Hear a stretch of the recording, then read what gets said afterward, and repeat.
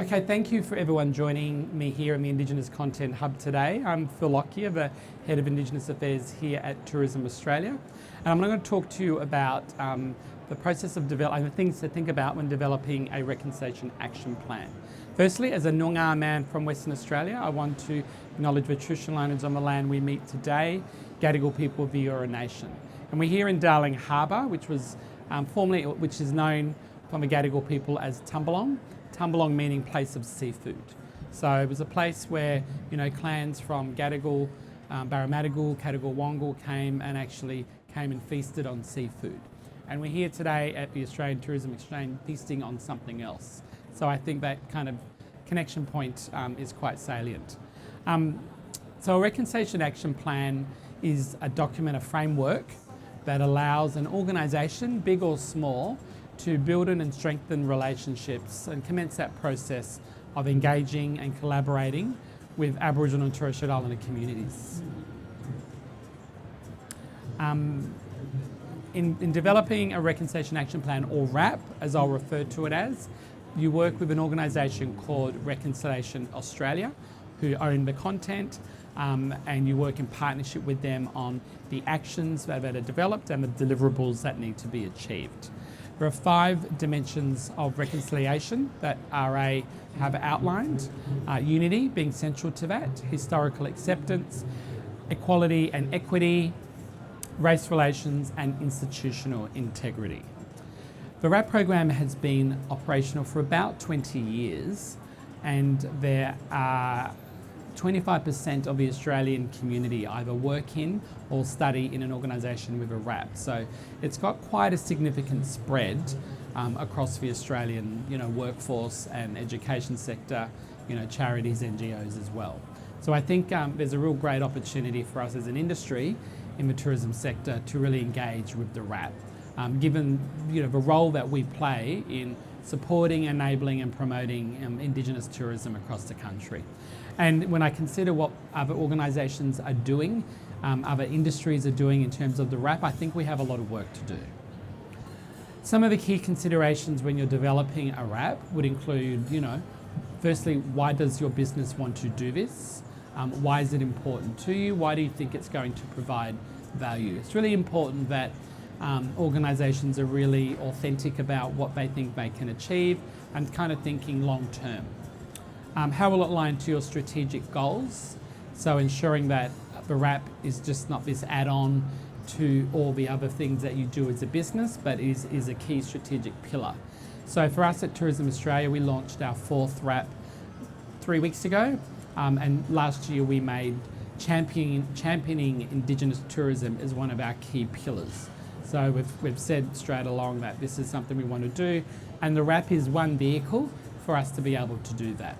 And a key part of what we want to do, and we've set ourselves a goal of being able to support, enable and promote the RAP and champion the RAP program as an avenue for businesses within the tourism sector to engage with Indigenous communities.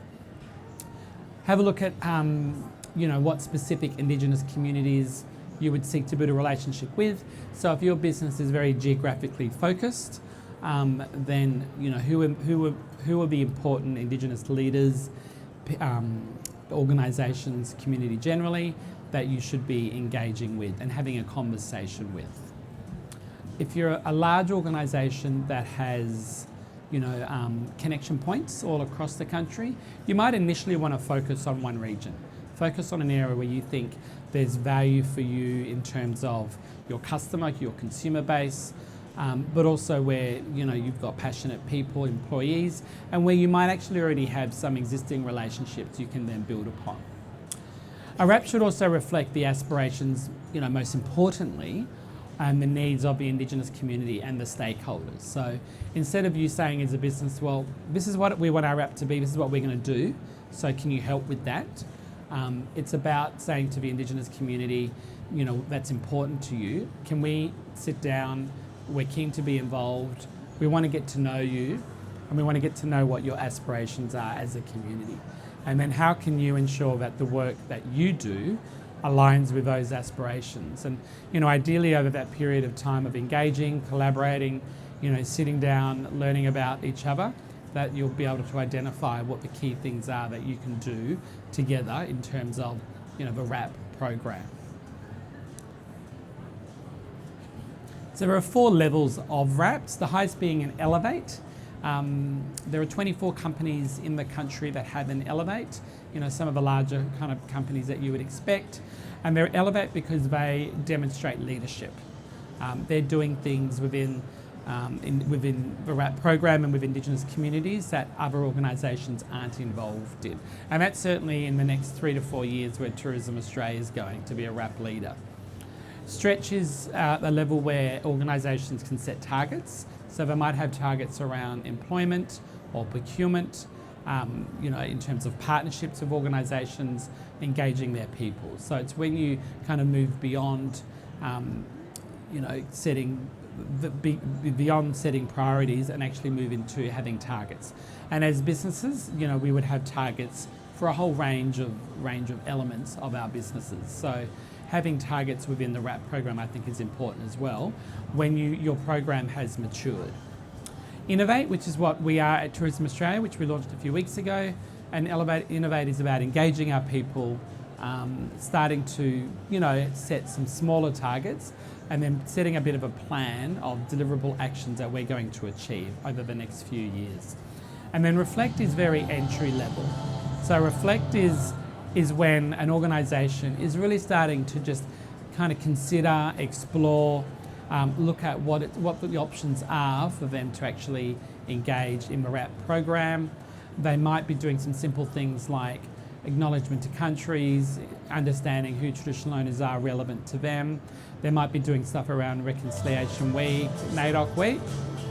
And so it's kind of scoping out what are the key things that could be important. So what value does a RAP provide? So a RAP, allows organisations to have an Indigenous offering, and obviously as the industry that we're in, that is really valuable.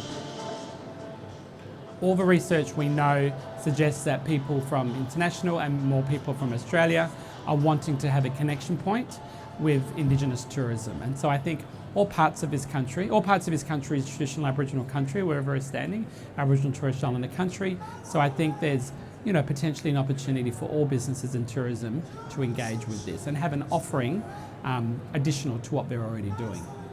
Obviously it commits your business to working, in the long term with Indigenous communities and being really public with the commitments. Benefit of a RAP as opposed to a normal strategy or action plan is you have actions and deliverables, you then have who's accountable, and then you have the time frame in which you're going to achieve that. It's signed off by your managing director, your CEO, the business owner, the chair, and it's made public. And it's signed off also by Reconciliation Australia. So by making it public and having accountabilities means that as an organisation you're going to be more committed to ensuring that you work to achieve that. And I think it's really important. It just builds a level of authenticity and genuine commitment. Not just to your commitment to Indigenous peoples, but I think your commitment to offering, really meaningful and substantial product which actually talks to what this country is about, a product which speaks to 60,000 years of storytelling, a product which is going to appeal potentially to a different type of customer, different demographic that some of your business might already be attracting. So look, they're the key elements of the RAP program I wanted to go through. I think it represents a real opportunity for us as an industry to engage, to collaborate and partner. It provides a really great framework to work in partnership with Aboriginal and Torres Strait Islander people. So thank you for your time today, everyone.